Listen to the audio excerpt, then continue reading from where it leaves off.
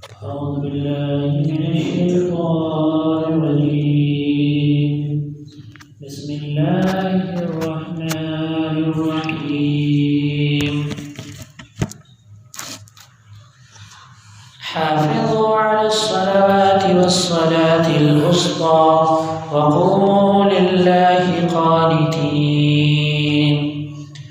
فإن خفتم فرجالا أو ركبانا فإذا أمنتم فاذكروا الله كما علمكم ما لم تكونوا تعلمون. تو اللہ تبارک و تعالی نماز کے بارے میں لوگوں کو یہ حکم دے رہا ہے کہ وہ تو نماز کی پابندی کرے، والصلاۃ الوسطیٰ، اور خاص طور سے بیچ والی نماز یعنی عصر کی نماز کی پابندی کرے. اور صحابہ کرام کے نزدیک اس نماز کی بہت زیادہ اہمیت بھی تھی. تو جیسا کہ میں نے آپ کے سامنے کل وہ پوری بات بیچ والی نماز کے تعلق سے یعنی عصر کی نماز کے بارے میں بتایا تھا. اللہ کے رسول صلی اللہ علیہ وسلم نے بھی فرمایا کہ بادل جب چھا جائے، جب بدلی کا دن ہو جائے تو عصر کی نماز جلدی پڑھ لو، اس لیے کہ جس کے عصر کی نماز چھوٹ گئی اس کا سارا عمل برباد اور بیکار ہو گیا. تو یہ اس وقت کی بات تھی جب گھڑی نہیں تھی. تو اللہ کے رسول صلی اللہ علیہ وسلم نے یہ حکم اس لیے دیا کہ تاکہ یہ نماز خاص طور سے نہ چھوٹے، عصر کی نماز، کیونکہ اس کی اہمیت بہت زیادہ ہے صحابہ کرام کے نزدیک، اللہ کے رسول صلی اللہ علیہ وسلم کے نزدیک. اور دشمنوں کے بارے میں بھی یہ روایت میں آتا ہے حضرت عبداللہ بن عباس رضی اللہ عنہ سے کہ جب دشمنوں میں کچھ لوگوں نے ظہر کی نماز جب جنگ کے موقع پر کھڑی ہوئی اور انہوں نے حملہ کرنا چاہا تو انہی میں سے ایک آدمی نے کہا کہ اس وقت نہیں، عصر کی نماز میں حملہ کرنا، کیونکہ عصر کی نماز جب یہ پڑھتے ہیں تو یہ عصر کی نماز ان کے نزدیک ان کے باپ دادا سب سے زیادہ پسندیدہ ہے. تو ایسے موقع پر تم ان پر حملہ کرو گے تو یہ پھر تم پہ واپس وہ پلٹوار نہیں کر پائیں گے. تو اس سے کیا پتہ چلتا ہے؟ اس سے پتہ چلتا ہے کہ عصر کی نماز خاص طور سے صحابہ کرام میں بہت زیادہ محبوب تھی اور بہت زیادہ پسندیدہ تھی، اور کسی بھی حالت میں اسے چھوڑنا تو دور، اسے قضا بھی نہیں کرتے تھے. وقوموا للہ قانتین. اب آگے اللہ تبارک و تعالی حکم دے رہا ہے کہ تم اللہ کے سامنے، اللہ کے آگے بالکل جھک کر اور خشوع کے ساتھ اور ڈرتے ہوئے کھڑے ہو. قانت کا مطلب ہوتا ہے جھکنے والا، اور صرف جھکنے کا مطلب یہ نہیں ہے کہ انسان نماز کے اندر آئے اور اپنے گردن کو جھکا دے اور پوری پیٹھ کو جھکا دے، نماز کی جو اصلی حالت ہے وہ بالکل ہی ختم کر دے، کھڑے ہونے کی حالت میں جھک کر کھڑا ہو. یہ مطلب نہیں ہے، بلکہ مطلب یہ ہے کہ انسان کا دل بھی جھکا ہو، دل بھی اس کا اللہ کی طرف لگا ہوا ہو. یہ اصل مطلب ہے نماز کا.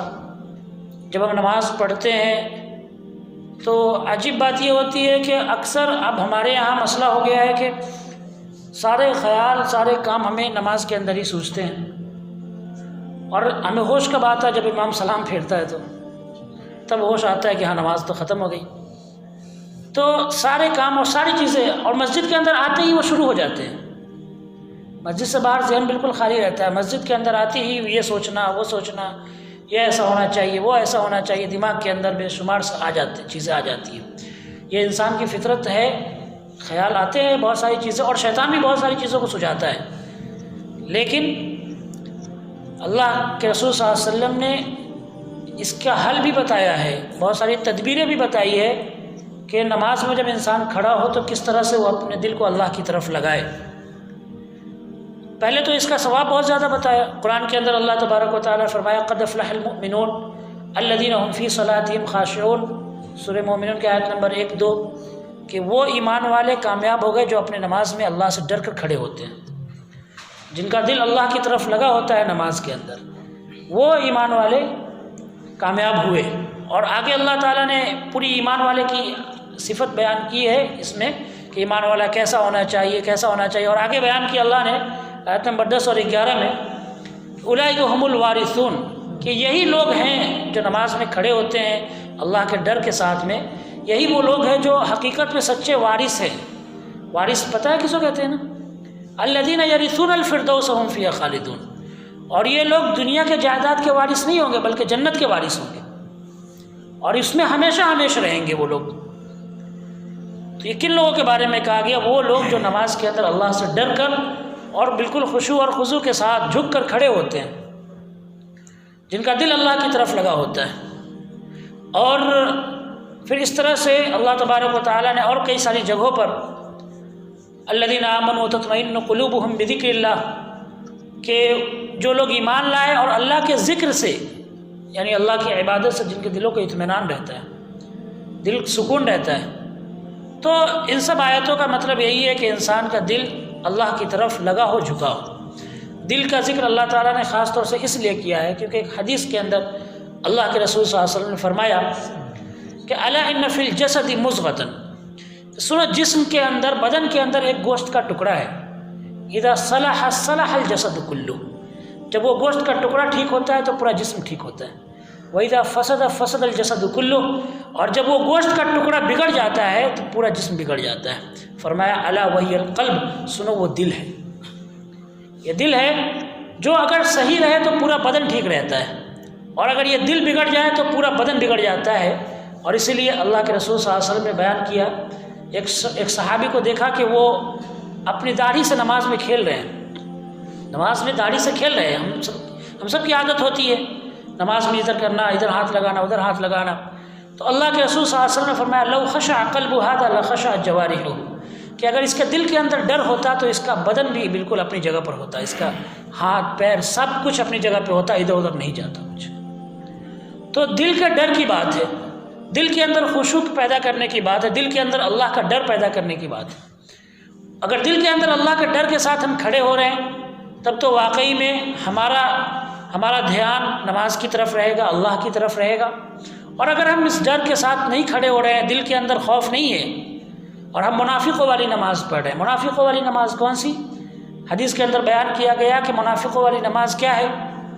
میں نے کل بیان کیا تھا عصر کے بارے میں کہ منافقوں کی نماز 3 بار اللہ کے رسول صلی اللہ علیہ وسلم نے فرمایا، حضرت انس بن مالک رضی اللہ عنہ کی روایت کہ تلک صلاۃ المنافقین، تلک صلاۃ المنافقین، تلک صلاۃ المنافقین، منافقوں کی یہ نماز ہے، منافقوں کی یہ نماز ہے، منافقوں کی یہ نماز ہے کہ وہ عصر کا انتظار کرتا رہتا ہے، ٹائم ہونے پہ نہیں پڑتا، جب دیکھتا ہے کہ سورج بالکل پیلا ہو گیا تو وہ دوڑ کے جاتا ہے اور کوے کی طرح 4 ٹھونکے لگاتا ہے اور نماز پڑھ کے چلا آتا ہے، اللہ کا ذکر بھی نہیں کرتا، بہت تھوڑا سا اللہ کو یاد کرتا ہے اور بالکل آخر وقت میں جاتا ہے اور نماز 4 رکعت کوے کی طرح ٹھونکے لگا کر چلا آتا ہے، کوے کی طرح چونچ مار کر چلا آتا ہے۔ یہ منافق کی نماز کہ جب دل کے اندر اللہ کا ڈر نہیں، اللہ کا خوف نہیں، تو ظاہر سی بات ہے یہ انسان اللہ کے ڈر سے نہیں کھڑا ہو رہا، اس کا مقصد کچھ اور ہوگا۔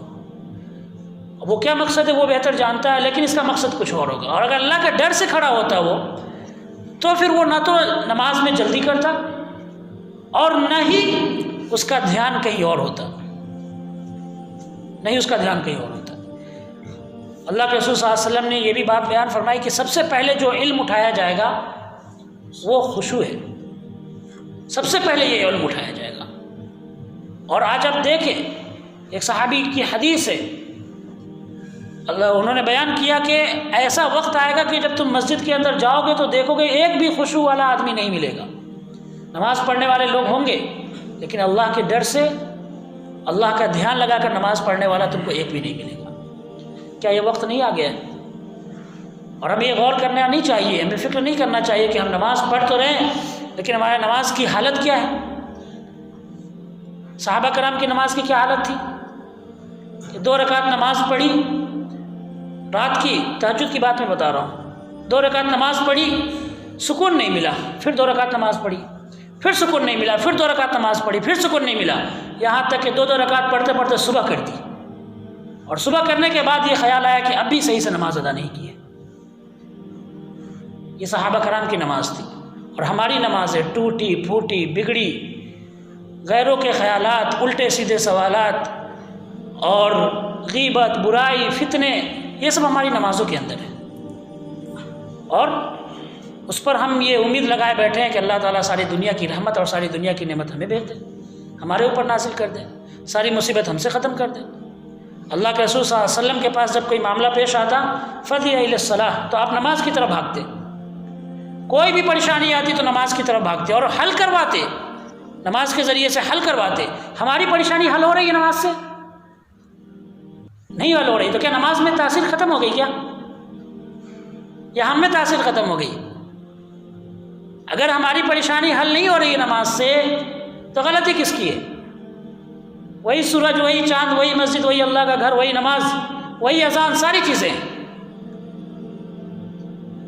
ایک بہت بڑے شاعر علامہ اقبال نے کہا تھا کہ رہ گئی رسم ازاں روح بلالی نہ رہی۔ اذان کا رسم تو ہے، اذان دے رہے ہیں، لیکن حضرت بلال والی روحانیت نہیں ہے کہ حضرت بلال رضی اللہ عنہ نے جب اذان دی تھی تو پورا مدینہ رو پڑا تھا، ہے نا؟ تو وہ اذان نہیں، وہ نماز نہیں، وہ عبادت نہیں، وہ ڈر نہیں اللہ تعالیٰ کا، وہ خشوع نہیں۔ حضرت عمر رضی اللہ تعالیٰ عنہ نماز شروع کرتے ہیں سورہ یوسف اور تلاوت کرتے ہیں سورہ یوسف کی آیت، وقال یا اسف علی یوسف وابیضت عیناہ من الحزن فهو کظیم۔ اس آیت پر پہنچتے ہیں اور اتنا زور سے روتے ہیں کہ پچھلے صف میں آواز پہنچ جاتی ہے۔ کیوں؟ قرآن کو سمجھنے والے تھے اور اللہ کے ڈر کے ساتھ میں عبادت کرنے والے تھے۔ حضرت ابوبکر رضی اللہ تعالیٰ عنہ سے رونے والا زیادہ صحابی کوئی اور نہیں۔ قرآن کی تھوڑی بھی آیت شروع کرتے تو حضرت ابوبکر رضی اللہ عنہ کے آنکھ سے آنسو نکل جاتے تھے۔ صحابی کہتے ہیں کہ اللہ کے رسول صلی اللہ علیہ وسلم جب نماز پڑھتے تو آپ صلی اللہ علیہ وسلم کے پاس سے چکی کے پیسنے کی طرح آواز آتی، جیسے چکی پیستی ہے تو اس میں آواز آتی ہے، رونے کی وجہ سے ویسی آواز آتی تھی، سینے سے ایک کراہ ہوتی تھی، ایک آہ ہوتی تھی۔ یہ قرآن کو سمجھ کر اور اللہ تبارک و تعالیٰ کی عبادت نماز کو دھیان کے ساتھ میں، اللہ کے ڈر کے ساتھ میں پڑھا کرتے تھے، تب یہ حالت تھی۔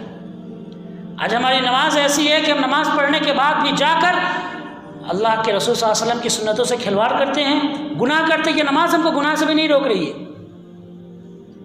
یہ نماز ہم کو نہ گناہ سے روک رہی ہے اور یہ نماز ہماری زندگی بھی نہیں بدل رہی ہے۔ ہم نماز بھی پڑھ رہے ہیں اور ساری برائیاں کر رہے ہیں، تو نماز کے اندر تاثیر ختم نہیں ہوئی ہے۔ ہم نے نماز کو اس طرح سے ادا نہیں کیا جس طرح سے پیارے حبیب صلی اللہ علیہ وسلم نے ادا کیا تھا۔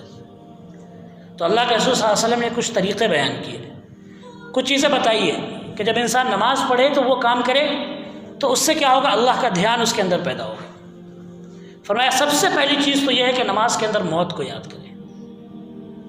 اللہ کے رسول صلی اللہ علیہ وسلم فرمایا صلی صلاۃ مودین، نماز ایسے پڑھو جیسے تمہاری آخری نماز ہو، الوداع کہہ کے جا رہے ہو، ایسے تم نماز پڑھو۔ اور فرمایا اذکر الموت فی صلاتک، اپنی موت کو نماز کے اندر یاد کرو۔ فإن الرجل اذا ذکر الموت فی صلاته احرى ان يحسنه، کیونکہ آدمی جب اپنی موت کو نماز کے اندر یاد کرتا ہے تو ضرور وہ اپنی نماز کو بہتر کرے گا، اچھا کرے گا۔ تو الوداع والی نماز، یہ سوچو کہ یہ نماز ہماری آخری نماز۔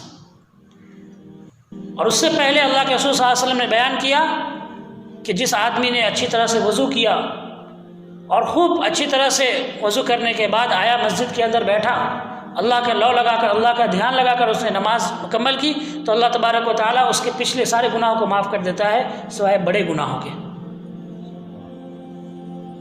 تو انسان اچھی طرح سے وضو کرے خشوع کے ساتھ میں، اور واقعی میں وہ اس تیاری کے ساتھ میں آئے کہ وہ کس کے سامنے کھڑا ہو رہا ہے۔ سب سے پہلے تو یہ یقین رکھنا ہے کہ کھڑا کس کے سامنے ہو رہا ہے، کہ وہ جو ساری کائنات کا سردار، جس کے قبضے میں دنیا ہے اور جو اگر چاہ لے تو پلک جھپکتے میں پوری دنیا کو تہس نہس اور برباد کر دے، ایسی قوت اور ایسی طاقت کے سامنے وہ کھڑا ہو رہا ہے، تو اسے کیا خیال کرنا چاہیے کہ وہ ایسی لاپرواہوں کی طرح کھڑا ہو جائے۔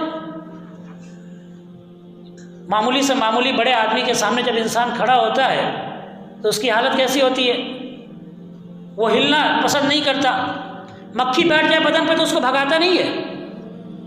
اور ہماری حالت کیسی ہے، ہم کس کے سامنے کھڑے ہو رہے ہیں؟ بادشاہوں کے بادشاہ کے سامنے کھڑے ہو رہے ہیں، اور ہماری حالت ایسی ہے کہ غفلت اور لاپرواہی، ایسا لگتا ہے ہم احسان کرنے آئے ہیں، بے پرواہ ہو کر کھڑے ہوئے ہیں، نماز کے اندر کوئی حالت نہیں، کوئی کیفیت نہیں، ادھر ہاتھ مارا ادھر ہاتھ مارا، جلدی جلدی سے مارا، نماز کے اندر سے نکل گئے۔ تو اس نماز کی اللہ کو ضرورت نہیں ہے، اور آپ کی عبادتوں کی بھی آپ کی عبادتوں کی ضرورت نہیں ہے اللہ کو، اللہ تو بے نیاز ہے، ہماری ضرورت ہے اللہ کی۔ آپ کی اس عبادت کی اللہ کی ضرورت نہیں ہے، اور ایسی عبادتیں جب کی جاتی ہے تو اللہ تبارک و تعالیٰ فرشتوں کو حکم دیتا ہے، اور فرشتے آتے ہیں اور اس کی نماز کو گندے کپڑے میں لپیٹ کر اس کے منہ پر مار دیتے ہیں، اس کی نماز قبول نہیں ہوتی، اس کی نماز آسمان تک نہیں پہنچتی۔ تو یقین رکھے کہ وہ کس کے سامنے کھڑا ہو رہا ہے۔ اور پھر اس کے علاوہ سب سے اہم بات جو اکثر ہم سے بھی غلطی ہوتی ہے، اللہ کے رسول صلی اللہ علیہ وسلم نے بیان فرمایا کہ لا صلاۃ بطعام ولا وهو يدافعه الاخبثان، کہ جب کھانا حاضر ہو جائے تو اس وقت نماز نہیں، اور اسی طرح سے پیشاب پخانہ کو روک کر نماز نہیں، ساری چیزوں سے بالکل فارغ ہو کر نماز کے لیے آئے، نماز سے پہلے کھانے سے فارغ ہو جائے، ورنہ ایسا نہ ہو کہ نماز کے اندر آئے اور اس کا دھیان کھانے میں لگا ہو، تو ایسا بھی نہیں ہونا چاہیے۔ تو جب اس طرح سے بالکل خالی ہو کر آئے گا تو واقعی میں اللہ تبارک و تعالیٰ کی عبادت پہ اپنا جی لگائے گا، اللہ تعالیٰ کی عبادت میں بالکل اچھے سے کھڑا ہوگا، اور دھیان کے ساتھ میں، اللہ کے ڈر کے ساتھ میں وہ نماز پڑھے گا۔ تو یہ کچھ طریقے ہیں، یہ کچھ چیزیں بتائی گئی ہیں اسلام کے اندر، جن کو کرنے سے انسان اللہ کا خشوع اور اللہ کا ڈر پیدا کر سکتا ہے اپنی نماز کے اندر، اپنی عبادتوں کے اندر، اور جب اپنی عبادتوں کے اندر اللہ کا ڈر پیدا ہوگا تو یہ نماز قبول ہوگی، اللہ تبارک و تعالیٰ اس کو قبول کرے گا، فرشتے بڑھ کر آ کر اس نماز کو قبول کریں گے اور لے کے جائیں گے آپ کی نماز کو، آپ کی عبادتوں کو، اور یہی عبادت کام آنے والے ہیں، ورنہ یہ اٹھی بیٹھی کرنا یہ ہمیں کوئی کام نہیں آنے والا ہے نا۔ اللہ تبارک و تعالیٰ سے دعا ہے کہ اللہ ہم سب کو کہنے سننے سے زیادہ عمل کرنے کی توفیق عطا فرمائے، وآخر دعوانا الحمدللہ رب العالمین۔